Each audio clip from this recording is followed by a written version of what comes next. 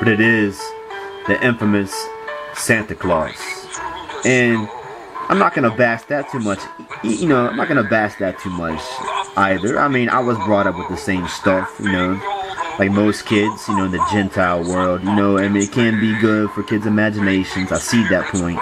But I just, I personally, if and ever I do have my own kids, I'm not going to raise them up on, Santa Claus. I'm not going to be an extremist at the same time, and we can celebrate traditional Christmas on the 25th and go see grandma and open gifts and, but on Christmas Eve, I'm going to teach my kids to sit down with the wife and kids by the fire and open the Word, and learn about the actual birth of Yeshua, the Messiah, the actual birth of Christ, the true meaning of Christmas. And then as they get older, I'll teach them, he wasn't really born on the 25th. That's just me personally. Now, if those choose to, conform to the world pressure of the world system and also raise your kids up on Santa Claus and teach them about Jesus, I see that side too. I'm not going to be knocking that, but my thing is, do your research, as true born again believers and even true Christians on the level of modern Christianity. Do your research, man. Do your homework. Besides, studying the Word and going to church, that's good, but also do research of actual historical facts based off biblical history, and make your own choices afterwards. If you think you want to conform to this level or to that degree, that's cool. But to not even do research about your own so-called faith and the truth, and allow yourself to get caught up more in the counterfeit perception on things, is a mistake. But most people get caught up in what they claim to be normal. You claim to be, or you seem to stand out and be abnormal if you don't conform to what you're supposed to do, or supposedly supposed to do. Like at Halloween, you're just what you're supposed to do, and dress up in costumes and go to costume parties, take your little kids trick-or-treating. That can be fun. There's one thing to conform to that. That's not that big of a deal. But Christmas time, you're supposed to decorate, deck the halls with this and that. And, decking the halls with festive Christmas lights and wreaths, that's cool.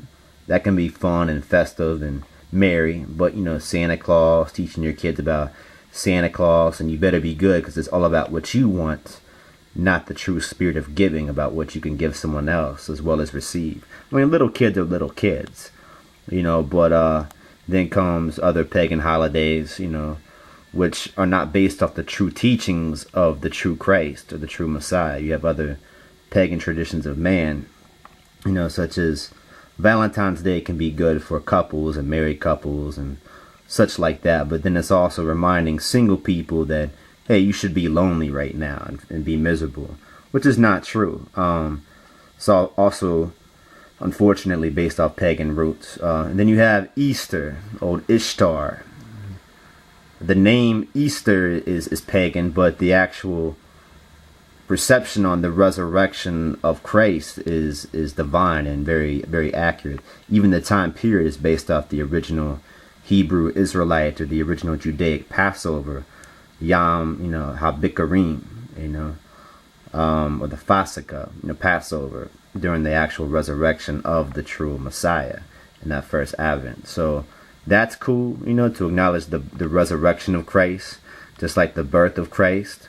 But then you have the main icon, which is not even this version or this altered version of Christ, but you have the Easter bunny, a rabbit, which was also a symbol of fertility in pagan holidays and traditions before the gospel came around. So don't forget about St. Patrick's Day. I love that one. It's all about an Irish holiday, little leprechauns and wearing green and just drinking beer and liquor and getting hammered because you're Irish, right? Has nothing to do with the actual name of St. Patrick, an actual righteous man that chased the serpent cult or the snakes out of Ireland, that brought the gospel to Ireland when most Irish were, being tricked by the Catholic or the English Catholic Church, the so-called Christians, which were the same white devils that tricked the Irish people, into maintaining their false gods and pagan worship. It was St. Patrick that brought the true gospel message, to Ireland, and that's why that we were supposed to celebrate St. Patrick's Day. But as generations go by, here in modern Babylonia, in America and throughout the world, very few people know about these things. Like, oh, it's St. Patrick's Day. Let's go out and wear green so you don't get pinched, and we'll just drink some beer and be Irish, and nobody knows what that means because nobody cares. Nobody cares to do research. Nobody cares to study the history and facts of so-called pagan holidays. Oh, and then you have politics, or should I say politics. Yes, that's right, politics. Let's not forget about the propaganda that not just modern corporate counterfeit, Christianity, but even our U.S. government, the corruption or the corrupt portion of our so-called U.S. government uses politics to divide people, even within modern so-called religion, especially modern so-called Christianity, the separation of church and state, yada, yada, yada. Well, at this particular Christian body, you have to be a Republican because, we don't believe in abortion. We don't believe in gay marriage. But at this particular, Christian church, we have to be Democrat because Jesus was for the people. Which is true because the true Jesus, Yeshua, was and is for the people, for the poor and neglected and beaten down.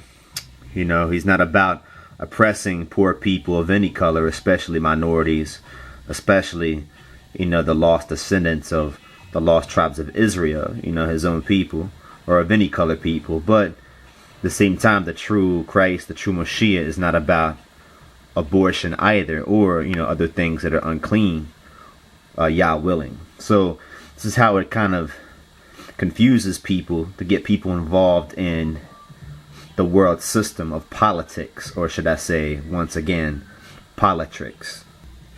Well, these Christians say, we should not support abortion or gay marriage, but, kill the ragheads, and the evil terrorists. These Christians say, well, we can afford to break a few eggs, man. We're not going to oppress those people over here. Shit, we've been oppressed over here for over 400 years, and, we know that the true God and the true Christ is for the people, and you're taking facts and fiction and actual divine truth and facts and meshing them with false doctrines on both sides of the spectrum to keep people in bondage, to keep people confused in this Babel or this Babylon system. But to clear up more confusion, we have to say the true body of Moshiach, true body of Christ, is separate from the world system, separate from politics and propaganda. So therefore, so-called Republican Christians are like, so-called Republican Christians and conservatives are like, we should really vote for George W. Bush. He's a true Christian man. He's for the people. He's for our country. And these other Christians are actually on the same side. The so-called Democratic Christians, like, well, we have to vote for Kerry. We have to vote for, Al Gore, or most recently, Barack Obama. Okay? Or the true body of Moshiach, true body of Christ, might support, Obama even as a politician and now our president, as being the first African American president, and even I support that to many degrees as far as history in the making. But we have to come to the actual truth, the actual teachings of the true Christ and the true Messiah. Although some types of Christians and even Rastafari, or so-called Rastas,